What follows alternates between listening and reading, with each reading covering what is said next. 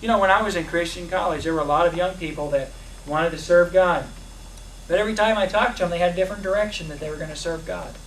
And all of a sudden they're going this direction. All of a sudden they're going that direction. They change their majors every semester. Well, here's the major I have this semester. Here's the major. Well, now I feel like God's calling me to this. Friend, I want to tell you something. When God calls you to do something, focus and do it. Focus and do it. Focus and follow. Focus and follow. Don't let things distract you. You do what God's called you to do and don't get distracted. And so in verse 6, Elijah says unto him, Tarry, I pray thee here. So here he is at Jericho. And the sons of the, well, look at verse 5. The sons of the prophets that were at Jericho came to Elisha and said unto him, Knowest thou, this is, do you know that the Lord will take away thy master from thy head today? And so God's told the prophets at Jericho.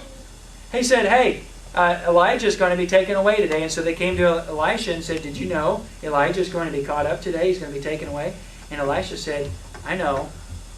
And he said, yeah, I know it. Hold ye your peace. You don't need to tell me any more about it. I'm very aware.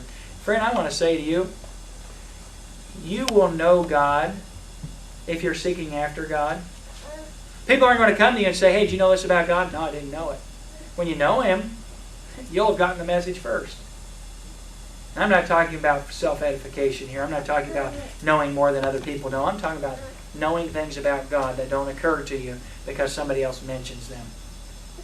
Elisha knew because God had told him. And in verse 6, Elijah says again, here they are in Jericho, Tarry, I pray thee here, for the Lord hath sent me to Jordan. And he said, As the Lord liveth, and as thy soul liveth, I will not leave thee. And they two went on. And it says here, and 50 men of the sons of the prophets went and stood to view afar off, and they too stood by Jordan. So Elijah has had quite a long day. God has sent him, and he's kind of probably preaching his closing messages. He's probably having his farewell words to these sons of the prophets, these men that are in training to serve God. And so Elijah is leaving. He's going to the places where the training institutions would be for the men that are the sons of the prophets, as they're called. And so he goes to Bethel, and then he goes and he speaks to the men there. He goes to Jericho and he speaks to the men there. And now God sent him to go over to Jordan. I'm telling you, it's getting to be the end of the day. And because the sons of the prophets knew that Elijah was going to be taken up, there's 50 of them over by Jordan, and they follow, about 50 of them follow and stand afar off to watch. Now, they didn't go with Elijah, but they evidently could look off and see as he went toward the Jordan. Now, I would have been looking too if I were them, because it's toward the end of the day, and if Elijah's going to be taken up, he's going to be caught up into heaven. Well, time's running out. And so morning time wouldn't be the time you'd be watching him closely. Evening time would. And so now he's got people following him and watching him from afar off. But he has one man that was following him in the morning. He has one man that followed him before he went to Bethel. He had a man who was following him before he went to Jericho. And that man's Elisha. And Elisha is in the same place he was at the beginning of the day, at the end of the day. And Elijah says, hey, wait here, I'm going to go to the Jordan.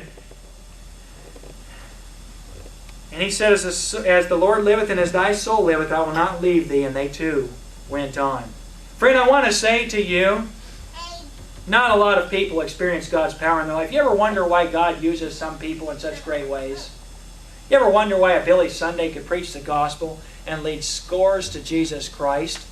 If you look at the day and age in which Billy Sunday lived, I want to tell you something. There's some things that people don't look at historically and they don't realize. Do you know that the society in America was as wicked in Billy Sunday's day as it's ever been and as it is today? It really was. You know, America's been wicked in time. You know, if you've lived for any period of time, you can recognize that our nation's changed, can't you?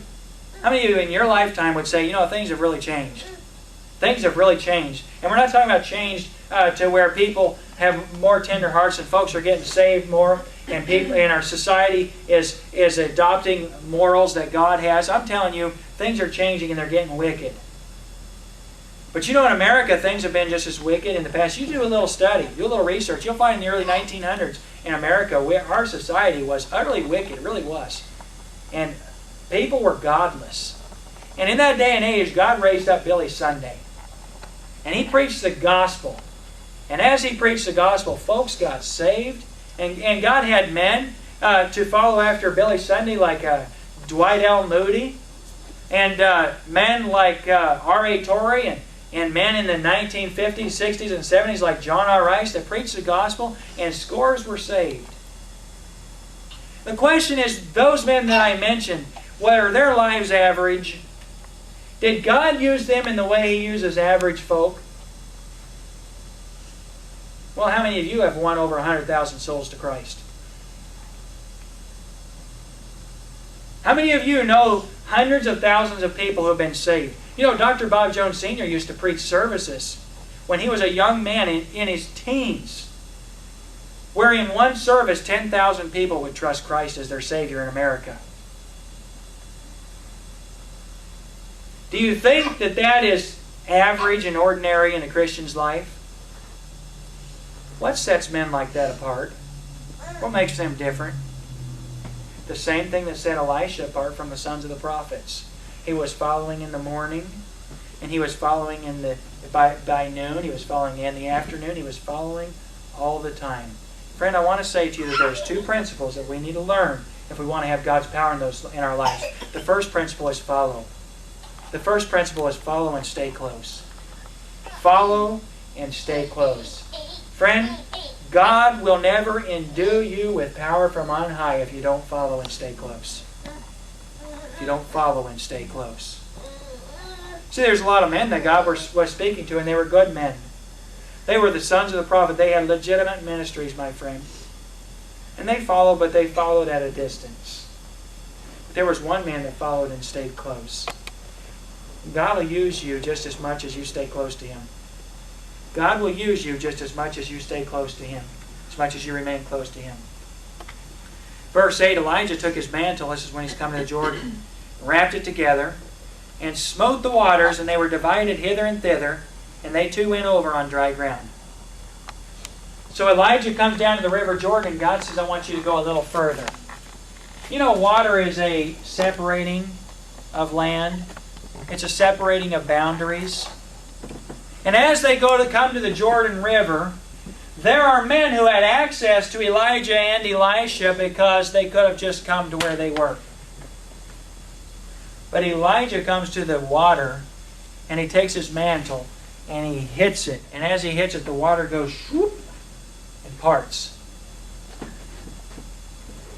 And things are happening with people that are closer. And Elijah and Elisha walk across the water. And all of a sudden, the sons of the prophets can see where they're at, but they're not in the same place. They don't have the same kind of access. Christian, there's nothing shameful, there's nothing terrible about being a son of a prophet, but God's not going to use you in the same way. God's not going to use you in the same way if you don't follow closely. If you don't desire after and have a bulldog determination, God, I am not going to be okay with being average. I'm not going to be okay with just doing what any man can do. I want you to do something. I want you to do something with me that's not average, that's not ordinary. Friend, that's not to set you apart so you can look down on other people. It's so that you can accomplish something for Christ that's eternal. It's so you can be used of God. And Elijah crosses the Jordan. Again, in verse 9, Elisha makes a request. It came to pass when they were gone over that Elijah said unto Elisha, Ask what I shall do for thee before I be taken away from thee. And Elisha said, I pray thee, let a double portion of thy spirit be upon me. I pray thee, let a double portion of thy spirit be upon me. And by the spirit of Elijah, my friend, Elisha is not referring to Elijah's personal spirit. He's referring to the supernatural Spirit of God that is on Elijah. And Elijah's being spoken to by God. Here's a man who is following him and won't let him get away. And God says to Elijah, ask him. Tell him to ask what he wants to be done. What do you want? What do you want? Friend, have you ever followed after God so closely that God knows you want something?